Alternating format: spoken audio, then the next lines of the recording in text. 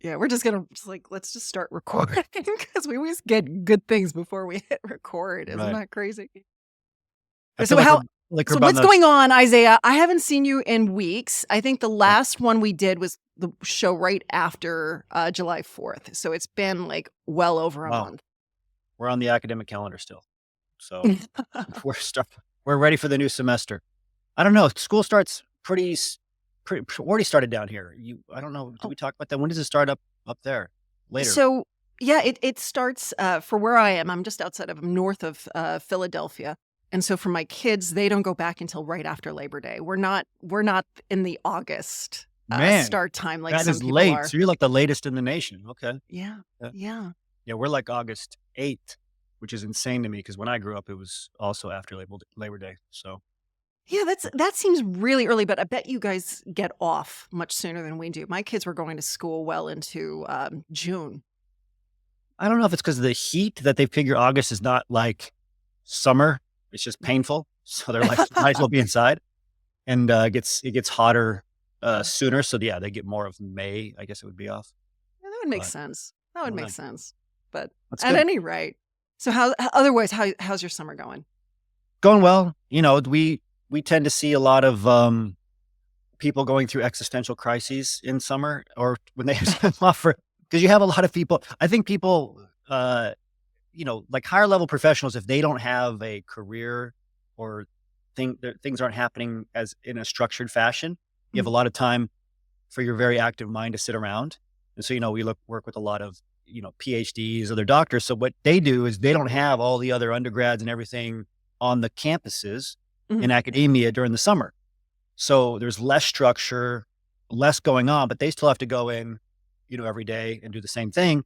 But they have all this time, much more time for things to spin. There's less social proof. And so they start asking, we just see a lot more of like, what am I doing with my life? What am I doing with my career? They have more time to explore. That's the positive. Yeah. See, I feel like it's a little bit different for executives because they take summer and they're off. They're vacationing, they're focusing in on their family. It's right around Labor Day when their existential crisis hits because they Yeah. they suddenly are like, okay, nose back to the grindstone. And suddenly it's like, what am I doing with my life? Is this the path that I want to be on? What got me here isn't what's going to get me there. And that's when Interesting. my phone starts to really ring. Yeah. That's interesting. We've talked about this for almost 10 years now. So we have our internal numbers of when these, whether again it's PhDs or EDDs or MDs, when they get hired the most, the highest month of hiring, it's opposite of what I'm guessing you experience. Mhm. The highest month of hiring for them is in December. Yeah. And the second highest is right in we call it the mid-year hiring bump right around July. But if Right. you look at other metrics of like total hiring, it's almost the inverse of that, where you see hiring like in Jan and Feb because they're trying to fill their teams for the new year, right? Or you see it in September would be Yeah. the mid-year. So it's interesting. And I'm sure every demographic is slightly different, but I don't Yeah. think a lot of people track those trends, unfortunately. No, but I also feel like those trends change quite a Yeah. bit too, depending upon the market, depending upon election cycles, Mhm. depending upon Mhm. other things as well. So the truth is, and I do say this to my clients, it may be slow in summer, but that doesn't mean you take your foot off the pedal. Sure. Like, I mean, this is the time because people are still hiring. It doesn't matter if the business, if the market's bad, if the economy is bad, if it's really slow, there are still people who need people, right? Like, Yeah. it's just it doesn't just stop. You just have to find those opportunities, and when other people let up, that's when you really charge forward, and I think that's when you find things.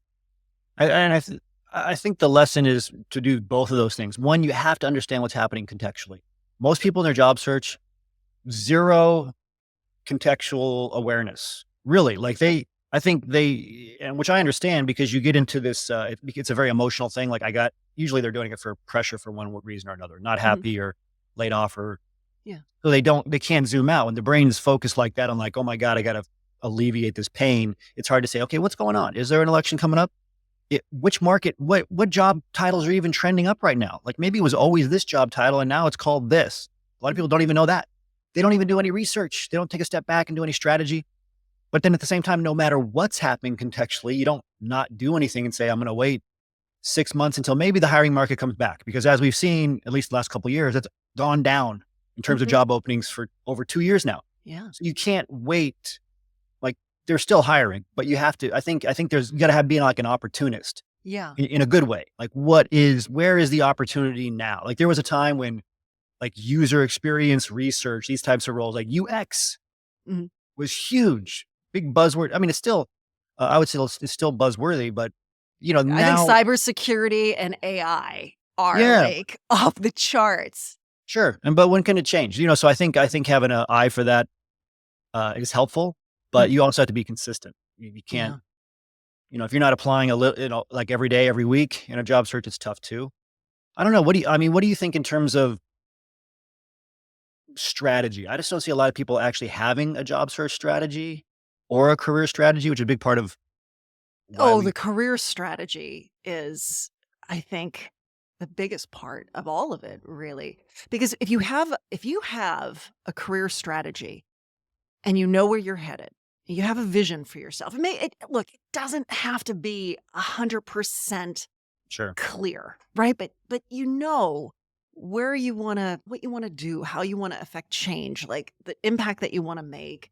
You have an idea of where you want to get to. I don't want to say every day and I don't want to say every month, but Sure. you really are measuring yourself against and you're saying, am I being challenged?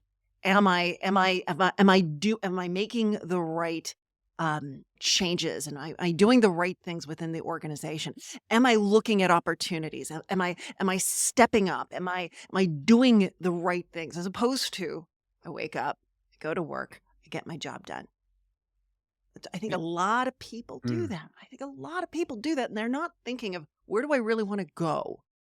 And so right, they're no longer the driver, right? They're just sort of this passenger, and right. they're just going, landing somewhere. I think it can happen to all of us at different phases of life too. I think most people that I talk to, yeah, they go to work and they just want to move forward, but they don't know where they're going. So I think the problem is actually, it's not so much moving forward because most people are like, okay, Mm. am I further in this area than I was yesterday? But most people will, I think it's called heuristics, right? If you Mhm. can't answer a tough question, you answer an easier question. The famous book by Daniel Kahneman, who recently passed away, won the Nobel Prize for behavioral economics. Was it behavioral? Just maybe regular economics. Anyway, he said, like, if your brain can't answer a tougher question, it answers a simple question. So if your brain can't answer the question of, am I actually moving forward in my career? It answers the question of, did I move forward in this project? Am I a little bit further today than I was? So people will feel like, oh, I moved forward. I finished these projects. I did this, but they're not actually going like they're moving forward, but they could be moving in circles or they could be moving Oh, towards something different. yeah. What is, I guess what is even if you have to do titles aren't everything, but like what would be like a title or what would be a salary or what would be, there's got to be metrics. I mean, I'm Yeah. much more, metric minded. And I think you have to Mm, think of some metrics. It's not like okay, you want to have change, have an impact, but you can mm, define that.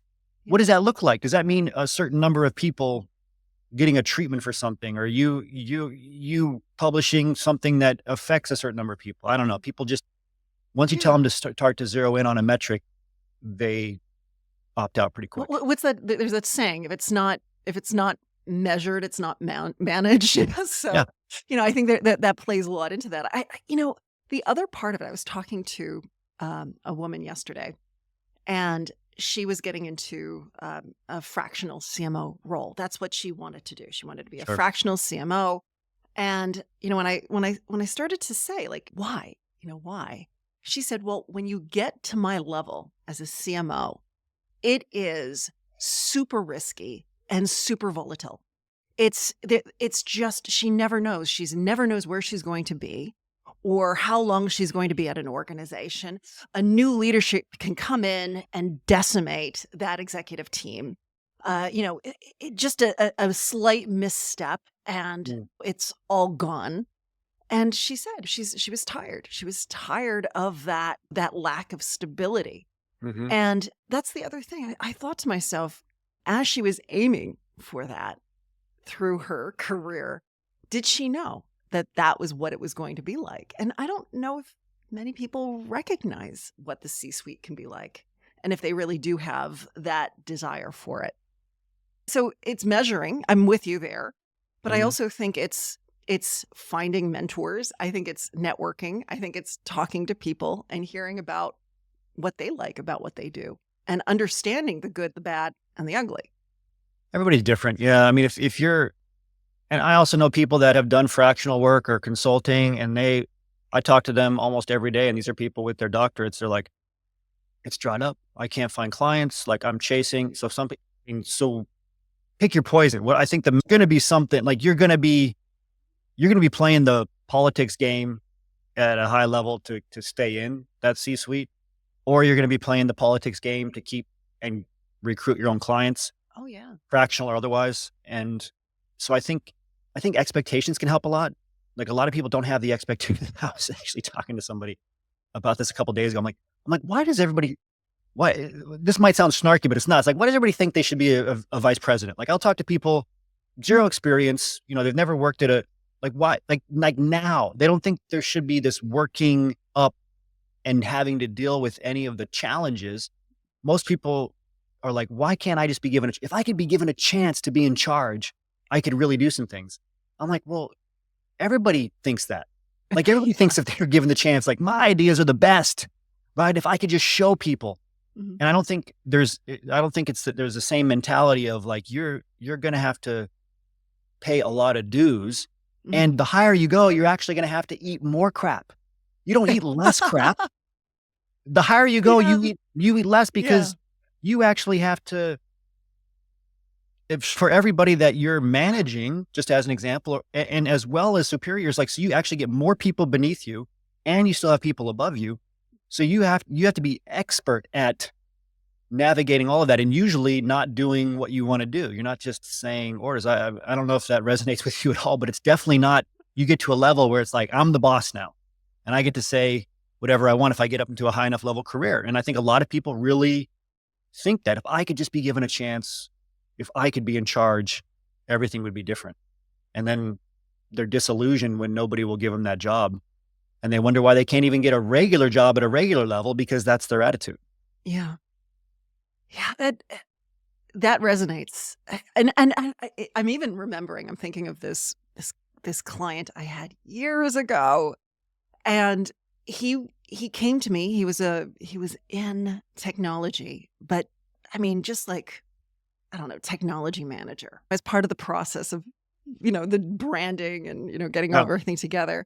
I'm like, all right, what are you targeting? He said CEO.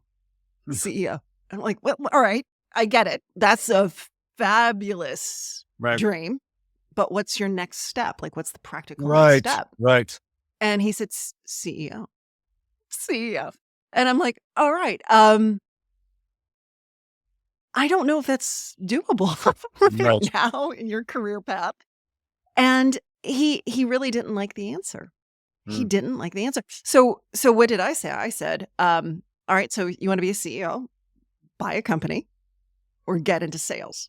That's the Yeah. fastest route to the Facts. C-suite. Facts. Right? I mean, what else? What other? I think those are the two fastest. Yeah. Unless you're going to go, there's old traditional paths of, MBA, specialized knowledge, maybe a couple steps into a VP position, and then you might be riding a VP. If we're talking like Fortune 1000 companies, you Mm. might be riding a VP position for years and years. And then there's a lot of different things to get into the C-suite at all. Mostly political, right? Oh, By far, mostly political. And so, uh, but I like connections. The connections. Yeah, connections. really. And I mean, seriously, it's still to this day. So I don't know. People, they think it's a regular career, like, and this is something I deal with all the time too. People think, okay, if I do all the right things and if I want it, it's going to happen. But it's not Mm. like that because most of the stuff, when you get to a certain level, it's all about the relationships.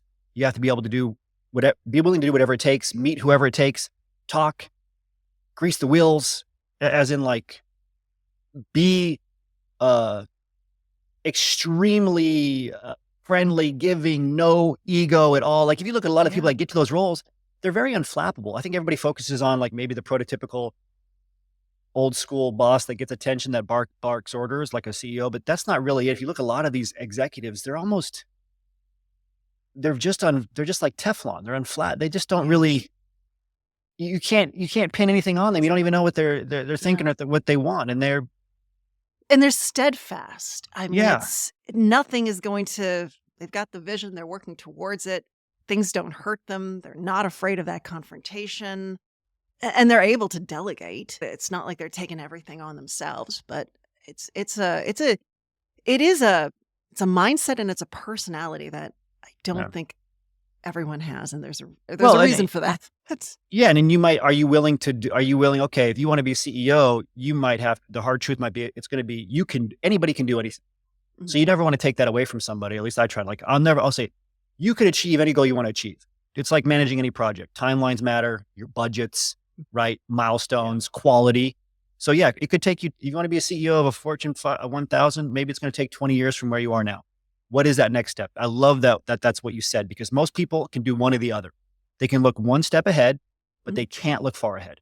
Or Yeah. people can look far ahead and they have this great grandiose vision for what they want, but they can't look at the next step. You have to know which kind of person you are, right? Like Yeah. I like to have bigger goals and look at them, but I know blind spot for me is, but what's the actual next step? So Yeah. I've had to get people on my team that are really good at the next step.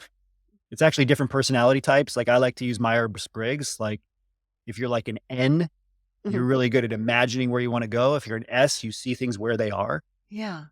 And so, So wait, now, what is your Myers-Briggs? I know what uh, I am. yeah, okay, I'm curious if it's the same thing or not. I bet it's close, but probably not the same. INTJ. INTJ. Really? Yeah. That's hilarious. I would have not known that. I would have thought you would have been more of I mean, extroverted. Yeah, I'm I like, know, most people think that. yeah, Most yeah. people think that, but I'm not. I'm not at And the other all. thing is, I should have known, because most people think that of me because I speak, but you know this, like, you can, as an introvert, you can speak and then you like Yeah. need time to recharge Oh, because you're not good. only that, it's Oh, I can wow. get on a stage, I can talk to 1,000 people, but throw me into a small like, having to walk into a small dinner party, I'm the same way. that's when I get the I'm the same way. And I can do, like, I can talk to small groups all day long behind a computer screen. Mhm. But yeah, if it's something, if it's a small group in person, it's just draining. It's not about like, it's like, I love the book Quiet by Susan Cain. You ever read this? It's about No. all the science behind being introverted, where it's not actually, there's shy introverts and then non-shy introverts, right? So we would be, I'm guessing, non-shy introverts, where you can I think I would be a shy introvert. really, I okay. do think shy, but introvert that tries very hard to seem like an So extrovert. you hide it very well. That's Yeah. interesting. Yeah. And so I think for me, so anyway, anybody with like, so the N, the counterpart to that's the S, right? So Yeah. I have no problem. Like, hey, this is a great idea. Let's go there. But I've learned, usually the person's like, well, okay, you're 1,000 steps ahead. This is the first step to make that happen. Mhm. And then, the way to get to really big things is usually doing a lot of boring things Yeah. repeatedly. And then you can finally get to that big thing. But that's what I love about what you said, though, is what is the first step for you? When you challenge people on that, in most cases, they're, I don't know. And that's what It's a they have the hard struggle. time to figure out and then create that plan towards something bigger. But what else is more important than that? Otherwise, I have multiple conversations per day of people who say, basically, to sum it up, I fell into this. I was doing this and I was Yeah. passionate about it, but I fell into this, and it 7, 10 years later, now I'm here. And I'm like, Yeah. oh my God, it actually scares me. It's good for me to hear, because it's like the ghost of Christmas future Yeah. whenever I hear this. See, what you just said is something that I've been really playing with, which is so many of my clients want to be that person who doesn't look for a job, jobs find them. And that's a beautiful thought, isn't it? Like when you hear it, Yeah. you don't have to look for a job, jobs find you. Yeah. And that is something that I Mhm. do in fact want to provide to my clients. I want those opportunities to always be there, right? Mhm. But Mhm. I want those opportunities to be qualified opportunities, right? I want Yeah. them to be at the right level. I want them to be Sure. along the right path to that future vision. Yeah. And but that's the part that people don't think about, right? They just Right. want things to fall in their lap. They don't wanna have to look. They don't wanna have to think far out. It's just an opportunity. Like, I don't know how I got here. I just sort of like things just landed in my lap, and now suddenly I'm here. And so it's almost like two sides of the same coin, right? It's this idea that opportunity comes and you don't have to work too hard for it, right? But I think that in itself is the issue. You do have to work hard for that opportunity. And most It's the people aren't motivated. Yeah. Yeah. Unless there's a big painful moment. Like pain is the best motivator, like to the point where I'll talk to people. And if I'm talking to somebody, I always have to uncover the real reason that they're talking to me, because most people, and this is where, and I don't think ego is a bad thing. I'm using ego as like a something where we kind of buffer ourselves from pain. So Mhm. like I'll ask them like, so why are you? I just want to get into something better. I want to do this. Yeah, but why are you here talking about it now? Like you've done this for 7 years. Mhm. So what happened? Oh, what do you not like about your current role? No, I like it. It's okay. It's all good. And then I'll ask them a few more questions and we finally get to, oh, well, actually, I found out I'm going to be laid off in a month. Well, why didn't you lead with that? Right? Because people will protect themselves from the pain Yeah. when they shouldn't, because that pain is your motivation. It's actually why you're doing what you're doing. And the hardest thing in life, I think, is to actually make a career change and do something moving forward before that pain comes. And most Yeah. people don't. They wait till they're laid off. They wait till they have an unbearable relationship with some sort of manager at work. They wait till they actually hate what they do every day, like crisis. And only then will they change. Yeah. And so you've heard moderate pain's the worst enemy, right? So you have to ratchet up. Somehow you have to ratchet up that pain, stare it in the face, do something. There's a lot of It's different things out there, but do something what to motivate yourself. what I love about this is truly career leadership. This is truly career leadership because when I started my business and I was, in the very beginning, writing the LinkedIn profiles, these executives are coming in, they're calling me, I'm talking to them, again, understanding what is your pain point, what's going on. And I did see that there was this huge delineation, right? There were so many people. Yeah, I have a feeling there's writing on the wall. I got to get myself prepared. Or, oh, there's the layoffs are taking place. Or, oh, I just got laid off. Like that was one pretty big pipe of people coming through. Yeah. And then there was this smaller pipe. And it was these executives. No, they weren't even executives, but they would become executives. I could bet my life on it. And they would say to me, Donna, I've been here for 2 years Hmm. and I've really truly accomplished what I set here to accomplish. Or I came here and I'm no longer being challenged.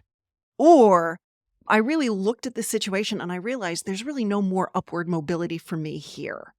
And they were proactive Mm-hmm. in I want to really make sure that I'm branding myself for who I am today, not who I was when I got the job. And now I want to find that next level. Yeah. And to me, those were the people that were such a breath of fresh air because they were doing it controlled. They were doing it with their own passion. They were doing it, and then they weren't in pain. They didn't need pain. They were Yeah. just somehow motivated Yeah. to I don't know what that personality type is. Maybe it's that steadfast CEO who just, has that eye on the vision. But to me, it's how can we, and I think of this now, it's like, how can I help my clients? How can I help people go from being that person who's in that passenger seat and just Mm-hmm. reactive to Mm-hmm. that person who is being proactive? Yeah. Great conversation, Donna. Always, I enjoyed always fun. I look it. forward to next week.